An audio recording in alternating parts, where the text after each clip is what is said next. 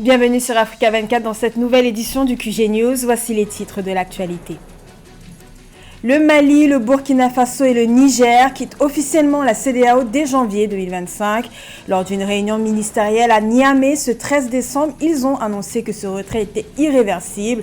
La CEDEAO, quant à elle, a pris acte de la décision, leur donnant un délai de 6 mois pour organiser leur retrait définitif.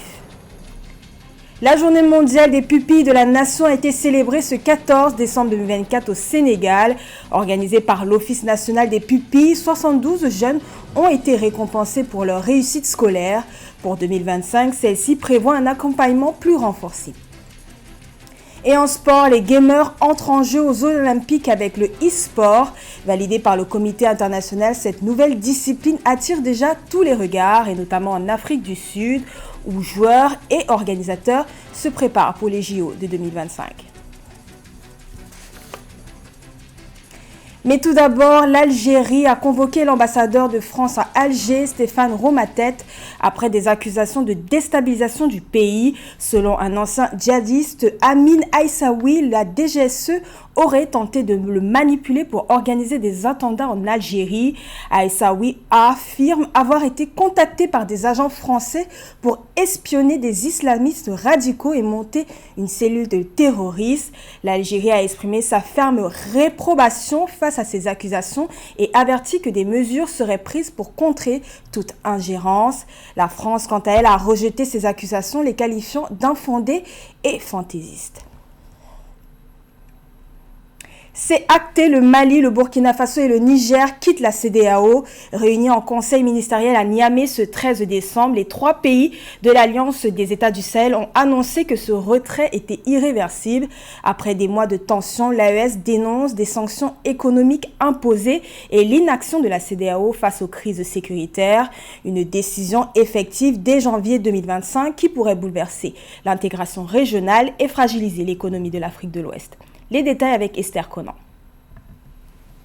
Lors de la réunion ministérielle de l'AES à Niamey le 13 décembre 2024, le Burkina Faso, le Mali et le Niger ont annoncé leur retraite définitive de la CEDEAO suite au coup d'État au Niger en 2023 et aux actions économiques imposées. Ces pays, désormais tournés vers de nouveaux partenaires, dénoncent l'inaction de la CEDEAO face aux violences djihadistes. Ils appellent à la poursuite des discussions pour définir les modalités de sortie dans l'intérêt des populations de la Confédération de l'Alliance des États du Sahel. Tout en rappelant la décision irréversible des États de la Confédération de retrait de la CEDEAO, les ministres engagent les comités pluridisciplinaires à poursuivre les réflexions visant à convenir des modalités de sortie dans l'intérêt des populations de la Confédération. La décision des pays de l'AES vient saper les efforts de la CEDEAO pour éviter une rupture définitive malgré les multiples tentatives de médiation, dont celle du président sénégalais Bassirou Diomaye Faye. Le retrait définitif des États de l'AES de la CEDEAO pourrait, de l'avis de certains experts, avoir des répercussions économiques et politiques majeures pour l'Afrique de l'Ouest, notamment en ce qui concerne la libre circulation des personnes et des biens. Les ministres de la Confédération des États du Sahel,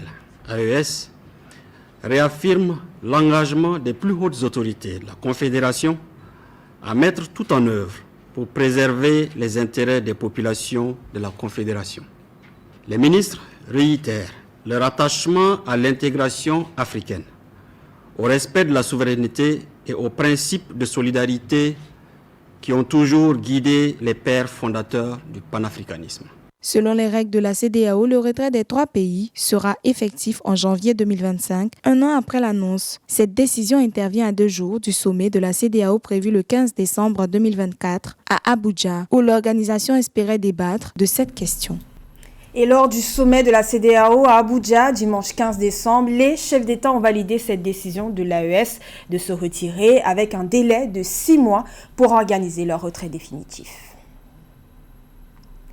Au Cameroun, le sommet extraordinaire de la CEMAC se tient en ce moment à Yaoundé. Les 6 chefs d'État de la région se retrouvent pour discuter des grands défis économiques auxquels la communauté est confrontée. Au centre des préoccupations, la dette publique et les déficits budgétaires croissants, notamment au Congo et au Gabon. C'est aussi l'occasion pour eux de discuter des réformes nécessaires pour stabiliser l'économie de la région et éviter une crise financière plus profonde. Retrouvons Catherine Gombe depuis Yaoundé. Les chefs d'État et de gouvernement de la Communauté économique et monétaire d'Afrique centrale se réunissent ce 16 décembre 2024 à Yaoundé.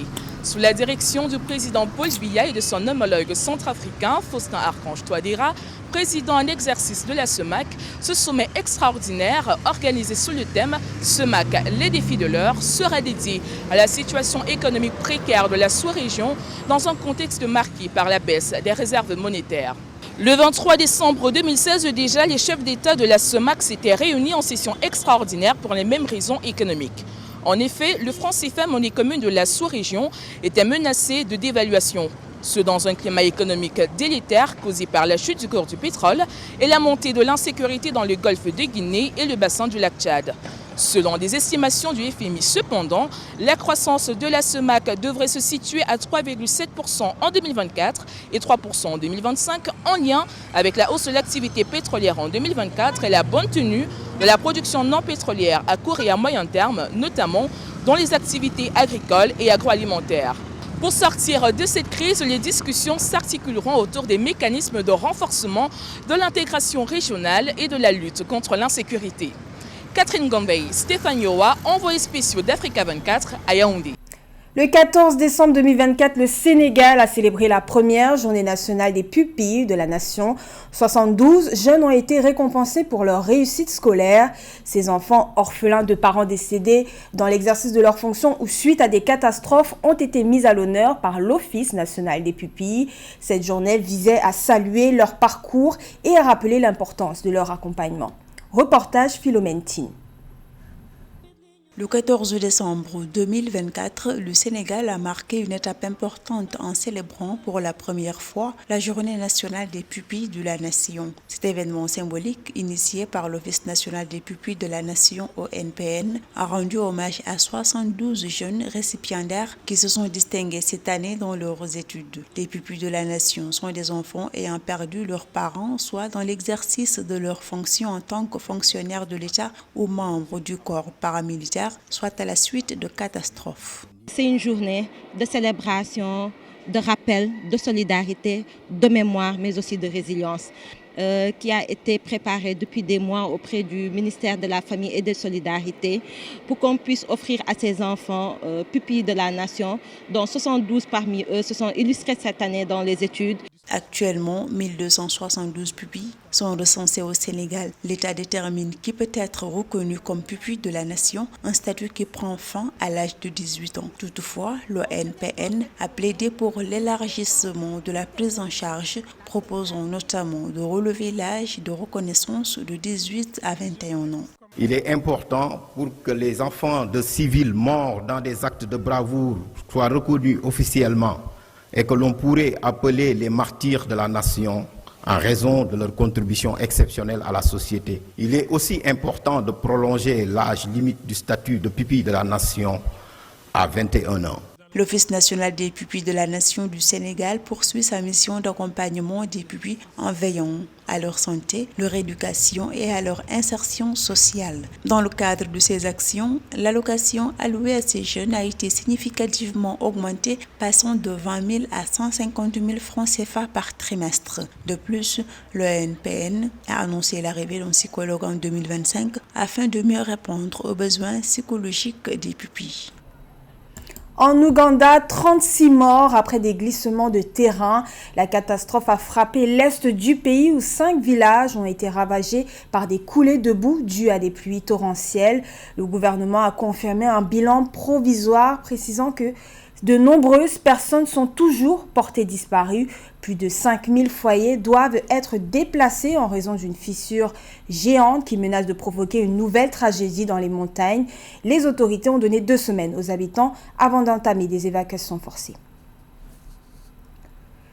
Allier modernité et tradition pour guérir par la musique, c'est l'objectif de Valdo Idael. L'artiste béninois redéfinit la musique thérapeutique en fusionnant des rythmes de son pays, tels que le funk, le zouk, le compa et l'afrobeat. Pianiste, chanteur et arrangeur, Valdo Idael prépare son 3e album, Terre Happy, un hommage à l'identité béninoise et à l'universalité de la musique. Bien plus qu'un musicien, il s'engage pour des causes humanitaires, transformant chaque performance en un acte de solidarité. Découvrons son portrait d'essai par Lefty Ounou.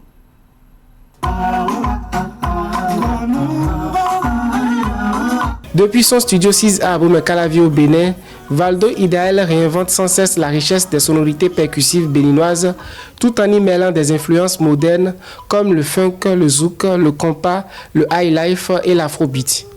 Artiste, chanteur, pianiste, ingénieur de son, arrangeur et flûtiste, Osvaldo Kpodi-Effin alias Valdo Idael, fort de 15 années d'expérience, n'est pas juste un musicien. Il est un passeur de culture, reliant modernité et tradition. Étant donné que le Bénin a une musicalité très percussive, on peut retrouver les rythmes du monde entier dans nos rythmes. Donc je crois que juste à base de nos percussions, nous pouvons aller dans tout le monde entier et se faire comprendre musicalement. Avec 2 albums à son actif, Valdo Idael incarne la fusion des traditions et de la modernité, faisant de sa musique un langage universel. Autodidacte, il s'inspire des retours de ses proches pour perfectionner ses mélodies en transmettant des émotions profondes.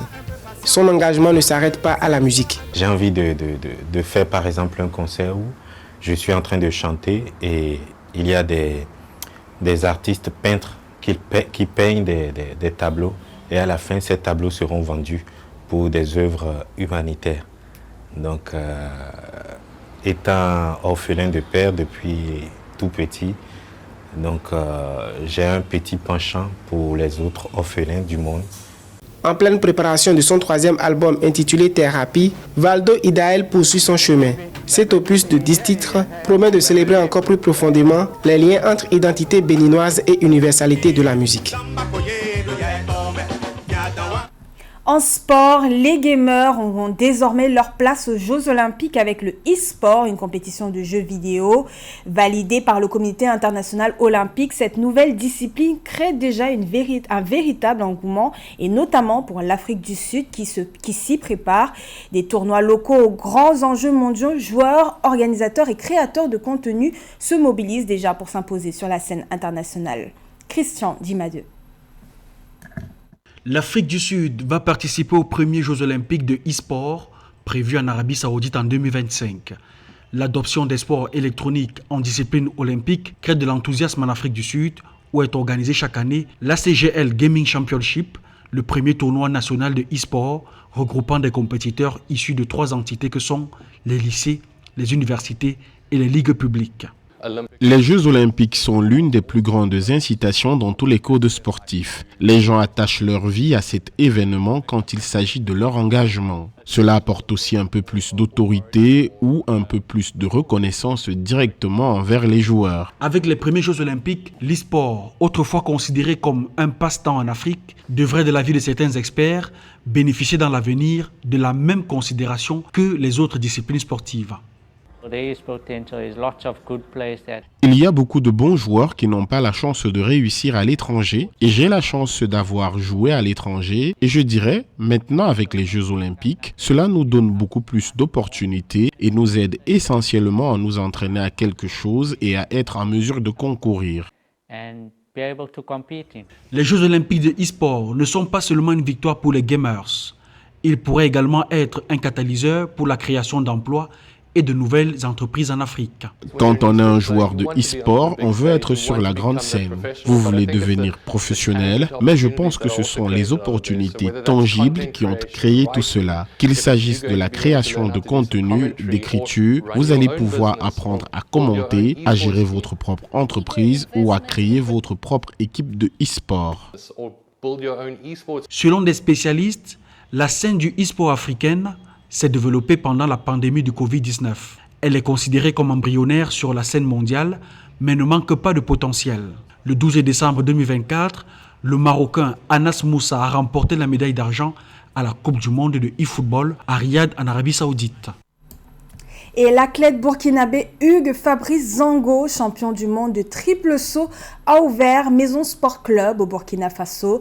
Ce nouveau club a pour objectif d'offrir aux jeunes athlètes burkinabés la chance de devenir professionnels. Les premiers tests de recrutement ont déjà eu lieu à Ouagadougou avec une centaine de jeunes participants âgés de 14 à 17 ans. Les épreuves comprenant le sprint, le saut et la puissance physique ont permis de sélectionner les meilleurs pour une formation spécialisée. C'est la fin de ce journal. Merci pour votre fidélité. Dans un instant, une nouvelle édition de l'information sur Africa 24.